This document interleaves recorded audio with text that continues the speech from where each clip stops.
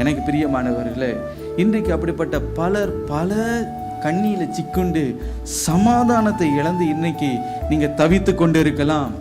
ஐயோ, நான் என்ன பண்ண போகிறேன் என்று எனக்கே தெரியலையே. ஒரு ஃபினான்ஷியல் லாஸாக இருக்கலாம், ஒரு பெரிய கடன் பிரச்சனையாக இருக்கலாம், சமாதான குறைச்சலாக இருக்கலாம், ஒரு குடும்ப பிரச்சனையாக இருக்கலாம், அல்லது உங்களுடைய பிள்ளைகளுடைய விஷயத்தில் அவங்க தவறா போகிறதுனால இன்றைக்கு உங்களுடைய இருதயத்தை நீங்கள் கதறிக்கொண்டு இருக்கலாம். எனக்கு சமாதானமே இல்லை என்று நீங்கள் சொல்லி கொண்டு இருக்கலாம். இன்றைக்கு உன் வாழ்க்கையில சமாதானம் இல்லாத ஒரு நிலைமையில நீ காணப்படலாம். எப்பொழுதுமே இருதயத்தில் ஒரு கொந்தளிப்பு, எனக்குள்ள ஒரு பயம், எனக்குள்ளே கலக்கம், ஒரு சொத்து பிரச்சனை நிமித்தம் நீ ரொம்ப வேதனையோடு நீ அமர்ந்து கொண்டு இருக்கலாம். எனக்கு பிரியமானவர்களே, ஆனால் கர்த்தர் இன்றைக்கு உன்னை பார்த்தவர் சொல்லுகிறார், உன்னை நான் அதிசயங்களை காண பண்ணுவேன்.